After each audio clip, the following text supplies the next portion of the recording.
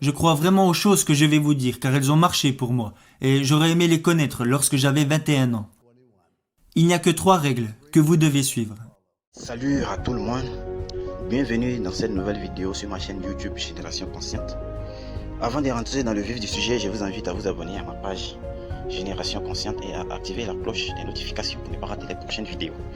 Merci d'être abonné. Nous nous compliquons trop la vie. Je vais faire 5 suppositions sur les personnes présentes dans cette pièce aujourd'hui. Je suis prêt à parier que vous voulez réussir votre vie professionnelle.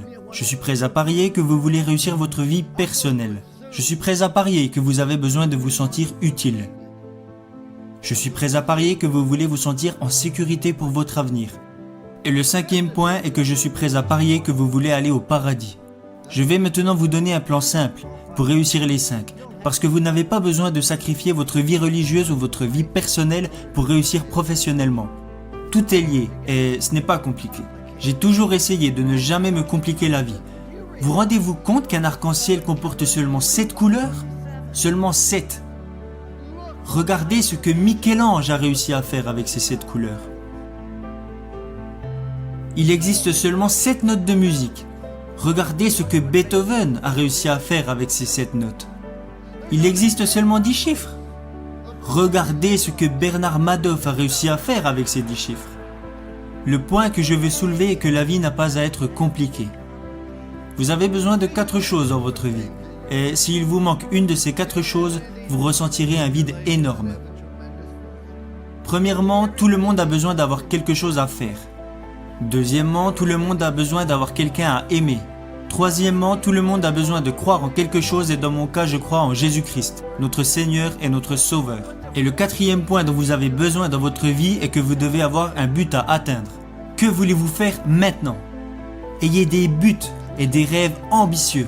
Je crois que c'est absolument essentiel. Ne reproduisez pas les erreurs que j'ai commises. J'ai fait beaucoup de choses stupides dans ma vie, mais laissez-moi vous révéler la bêtise que je regrette le plus. Quand j'ai débarqué à l'université de Notre-Dame, j'ai pris l'équipe qui était au plus mal pour la mener au sommet pendant 9 années consécutives. Chose que personne n'avait réalisée avant et que personne n'a refait depuis. Nous sommes arrivés au sommet et nous y sommes restés. Voilà la chose que je regrette le plus. Vous savez, il y a un dicton qui dit « Vous progressez ou vous mourrez. Soit l'arbre grandit, soit il meurt. » Il en va de même pour votre mariage, il en va de même pour votre business ou pour vous-même en tant que personne.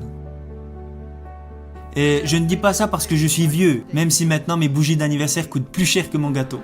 Cela est plutôt en rapport avec les efforts que vous devez faire pour vous améliorer. Nous avons atteint le top et j'ai dit nous y sommes arrivés, restons comme ça, ne prenons plus de risques. Nous avons terminé second du championnat et tout le monde a dit que j'étais un idiot. Alors que le gars qui termine dernier au concours de médecine, lui, il l'appelle docteur. Ça me semble injuste. Quand j'ai quitté Notre-Dame, je n'aurais jamais pensé entraîner à nouveau. Où aurais-je été après Notre-Dame ? Ma mère disait, quand tu quitteras Notre-Dame, tu iras directement au paradis, t'asseoir à côté du pape. Tu n'auras plus l'âge d'entraîner. Alors, je suis parti vivre dans une ville où l'âge moyen ne faisait qu'augmenter. Et là, ce que j'y ai découvert est que je n'étais pas fatigué d'entraîner. Vous devez avoir un but, un rêve à atteindre. Et même si vous avez déjà accompli de grandes choses, qu'en est-il à présent ? Je vais vous dévoiler un plan simple pour réussir les 5 hypothèses que j'ai faites au début de ce discours. Je crois vraiment aux choses que je vais vous dire car elles ont marché pour moi et j'aurais aimé les connaître lorsque j'avais 21 ans. Il n'y a que 3 règles que vous devez suivre. Règle numéro 1, faites ce qui est bien. Faites le bien, évitez le mal et si vous avez un doute, regardez dans la Bible. Je ne crois pas que c'est bien de retrouver le portefeuille d'un coéquipier avant même qu'il l'ait perdu. Ça s'appelle du vol, mon garçon. Je l'ai trouvé, oui, mais il ne l'avait pas encore perdu. Faites ce qui est bien. Il n'y a jamais de bon moment pour faire de mauvaises choses. Et il n'y a jamais de mauvais moment pour faire de bonnes choses. Faites le bien et soyez honnête avec vous-même. Jeunes gens, profitez de la vie. Amusez-vous. Vous allez avoir des problèmes, vous allez rencontrer des difficultés. Ça fait partie de la vie. Ce n'est pas parce que vous êtes diplômé que vous n'aurez pas de problème. Et ne racontez pas vos problèmes à tout le monde. Savez-vous que 90% des personnes n'en ont rien à faire ? Et les 10 autres % sont contents que vous les ayez, alors vous feriez mieux de les garder pour vous. Vous allez avoir des problèmes, alors amusez-vous dans tout ce que vous faites. Et si vous aimez vraiment ce que vous faites, les gens prendront du plaisir à être à vos côtés. À chaque fois que je me réveillais les jours de match, je me disais « Aujourd'hui sera une journée incroyable ».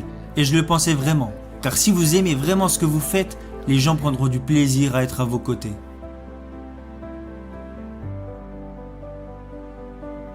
Règle numéro 2. Faites du mieux possible avec les capacités que vous avez et le temps qui vous est donné. Vous savez, tout le monde n'a pas les capacités d'être en équipe première. Mais tout le monde se doit de donner le maximum qu'il est capable de donner. Si vous voulez échouer, alors vous avez le droit d'échouer. C'est ça qui est génial dans ce pays. Vous n'avez pas le droit de faire échouer les autres si vous n'exploitez pas au mieux vos capacités. Vous avez mis un enfant au monde. Vous avez un business. Vous avez rejoint une équipe. Vous avez des obligations et des responsabilités envers d'autres personnes. C'est pourquoi vous vous devez de donner le maximum de ce que vous êtes en mesure de donner, dans tout ce que vous faites. Ce n'est pas compliqué. Vous savez, jeunes gens, je suis né avec une cuillère d'argent dans la bouche. Je suis né à Follansbee, en Virginie occidentale. Je suis repassé à l'endroit où je suis né hier, vers 22h30. Je suis né dans la cave de ma maison, mis au monde par le docteur McGraw. Nous n'avions qu'un lit pour moi, ma sœur et mes parents. Nous avions une demi-baignoire et une petite cuisine. Et nous avons vécu dans cette maison pendant plus de 7 ans. Il n'y avait pas d'aide sociale à l'époque, nous n'avions pas de coupons alimentaires et nous n'avions pas d'argent de côté. Mais j'ai toujours eu assez à manger, parce qu'à chaque fois que je voulais me resservir, mon père me disait « Non, tu en as déjà eu assez ». Mais la raison pour laquelle je dis que je suis né avec une cuillère d'argent dans la bouche, mon père avait arrêté l'école en CM1, voilà toute l'éducation qu'il avait. Alors pourquoi je vous dis que je suis né avec une cuillère d'argent dans la bouche ? C'est parce que mes parents m'ont appris que la vie est une question de choix, et qu'ils soient bons ou mauvais, ce sont vos choix qui vous définissent. Alors ne blâmez jamais les autres, car si vous recevez une bonne éducation et que vous êtes prêt à travailler dur et à surmonter les problèmes et les difficultés, alors dans ce grand pays, vous pouvez accomplir des choses extraordinaires. Voilà pourquoi je dis que je suis né avec une cuillère d'argent dans la bouche. Ma dernière règle est de montrer aux autres que vous vous souciez d'eux. Vous ne pouvez pas entrer dans une pièce et dire « Hey, je suis là, regardez-moi » Non. Dites plutôt « Je suis là, comment puis-je vous aider ?»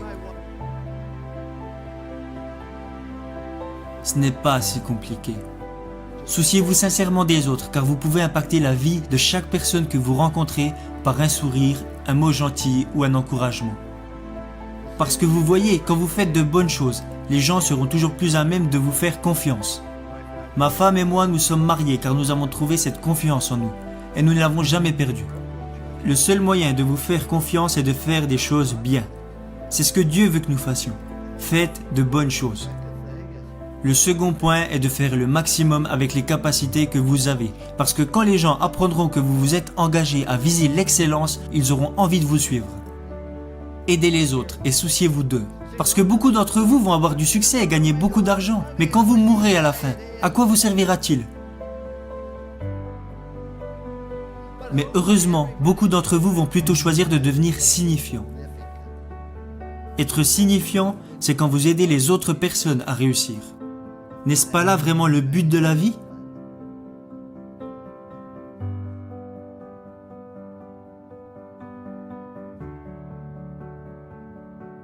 J'aurais aimé connaître ces 3 règles lorsque j'avais 21 ans, et je les utilise maintenant depuis plus de 40 ans. C'est pour cela qu'il y a une statue de moi devant l'école, même si je pense qu'ils l'ont plutôt mise là pour que les pigeons puissent se reposer. Mais si vous la regardez bien, il y a 3 mots inscrits au pied de cette statue. Confiance, engagement, amour.